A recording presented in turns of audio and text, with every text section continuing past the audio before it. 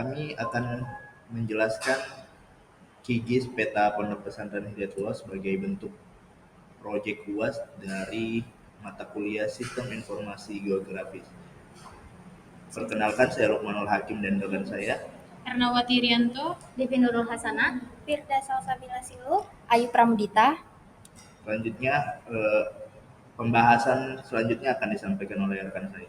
baik, di sini saya akan menjelaskan mengenai pokok pembahasan. Ada beberapa hal yang akan menjadi bahasan utama hari ini, yaitu yang pertama ada latar belakang, kedua ada tujuan dan manfaat, yang ketiga ada batasan masalah, yang keempat ada demo aplikasi, dan yang terakhir adalah kesimpulan. Selanjutnya akan dibacakan oleh rekan saya. Selanjutnya, latar belakang. Pesantren Hidayatullah merupakan lembaga pendidikan yang memiliki area cukup luas dengan berbagai fasilitas penunjang seperti asrama, gedung sekolah, masjid, dan fasilitas umum lainnya. Seringkali luasnya area dan banyaknya bangunan membuat pengunjung, wali santri, dan santri baru kesulitan dalam mencari lokasi gedung tertentu secara spesifik. Selain itu, pendataan aset, bangunan, dan tata ruang di lingkungan pesantren seringkali masih dilakukan secara manual atau konsepsional, sehingga kurang efisien dalam penataan visual. Selanjutnya ada tujuan dan manfaat. Dari tujuan dan manfaat ada 3 poin. Yang pertama, jaringan internet membuat peta digital menghasilkan peta digital wilayah pondok pesantren Hidayatullah yang akurat menggunakan QGIS yang stabil.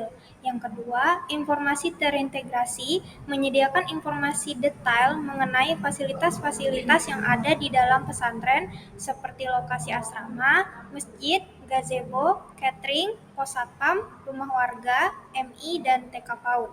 Yang ketiga, digitalisasi aset membantu pihak manajemen pesantren dalam memiliki dokumentasi tata ruang dalam format digital. Selanjutnya ada batasan masalah. Di sini terdapat 4 batasan masalah yang sedang dijalankan. Yang pertama, pemetaan lokasi gedung pesantren. Yang kedua, sistem informasi geografis sederhana. Yang ketiga, pendataan aset bangunan pesantren. Dan yang keempat, navigasi internal area pesantren. Baik, selanjutnya kami akan menjelaskan demo aplikasi, di mana pada demo aplikasi ini ada beberapa tahapan. Yang pertama, tahapan persiapan data, yaitu data sourcing dan migrasi. Kemudian yang kedua, ada tahapan penyediaan data, yaitu backend dengan API PHP. Kemudian yang ketiga ada tahap visualisasi dan interaksi, di mana di sini ada front end dan open layer. Baik, yang pertama adalah tahap persiapan data atau data sourcing dan migrasi. Tahap ini berfokus pada pengubahan data geospasial mentah atau GeoJSON menjadi format yang siap digunakan oleh database spasial atau MySQL dengan ekstensi spasial. Format sumber data yaitu data geospasial yang awalnya disimpan dalam format GeoJSON seperti migedung.geojson, aspuri.geojson, dan lain-lain. Kemudian ada alat migrasi yaitu script import JSON Python digunakan sebagai alat migrasi. Kemudian ada proses konversi yaitu script membaca setiap file JSON yang terdaftar di migration map. Fungsi convert coordinates to WKT mengubah geometri multipolygon dari format GeoJSON menjadi format well-known text. Setiap fitur atau poligon kemudian dimasukkan atau insert ke dalam tabel MySQL yang sesuai menggunakan fungsi spesial MySQL stgeoform text untuk menyimpan geometri WKT ke kolom geo dengan thread, yaitu hasilnya nanti data poligon tersimpan secara efisiensi dalam database MySQL dan siap untuk diakses oleh aplikasi web.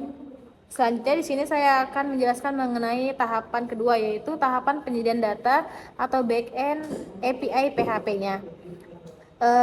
Tahapan ini berfungsi sebagai jembatan antara database spasial dan aplikasi web open layers. Fungsi API, File Get Data PHP, berfungsi sebagai API, Application Programming Interface, yang menerima permintaan nama tabel melalui parameter URL.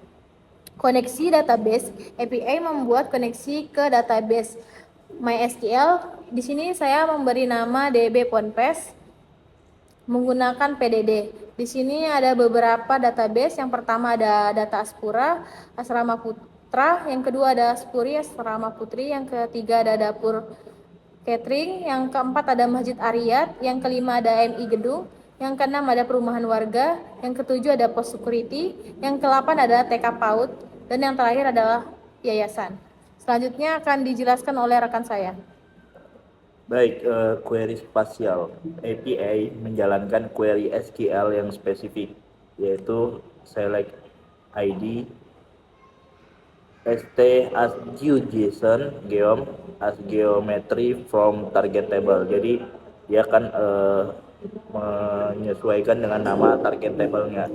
Kemudian fungsi st as GeoJSON geom adalah kunci yang secara langsung mengonversi data geometri spasial yang tersimpan di kolom geom kembali ke format string GeoJSON.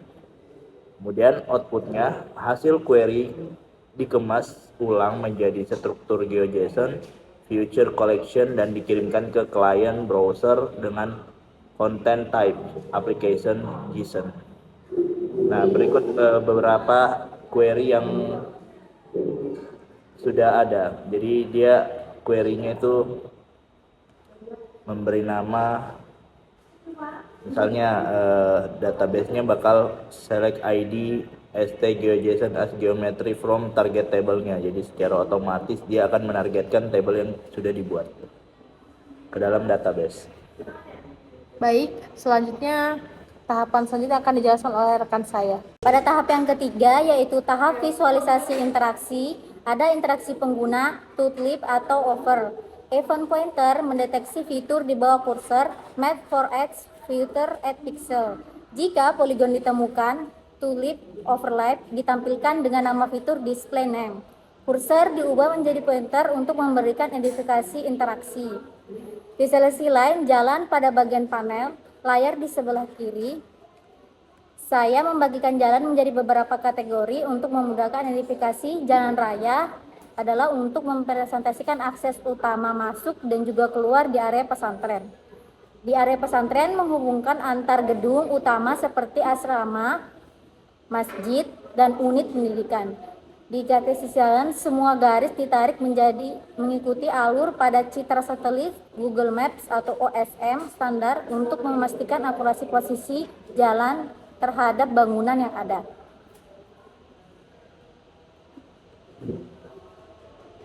Pop-up single click, event single click mendeteksi fitur yang diklik atau hover yang memunculkan nama. Jika poligon ditemukan, overlay elemen pop-up ditampilkan di koordinat klik. Konten pop-up diisi dengan nama, fitur display, dan deskripsi yang diambil dari array table layers. Baik, itulah tadi pembahasan yang sudah disampaikan oleh rekan-rekan saya. Dapat disimpulkan bahwasanya pemanfaatan QGIS berhasil mengubah data lokasi pondok pesantren Hidayatullah menjadi peta digital yang informatif dan mudah dipahami. Peta ini memudahkan pengguna, baik itu tamu, santri, maupun pengelola untuk mengidentifikasi letak bangunan dan fasilitas di dalam area pesantren dengan lebih cepat dibandingkan dengan manual. Sistem pemetaan ini menjadi dasar yang baik untuk pengembangan sistem informasi pesantren yang lebih kompleks di masa depan. Baik, cukup sekian dari kelompok kami. Assalamualaikum warahmatullahi wabarakatuh.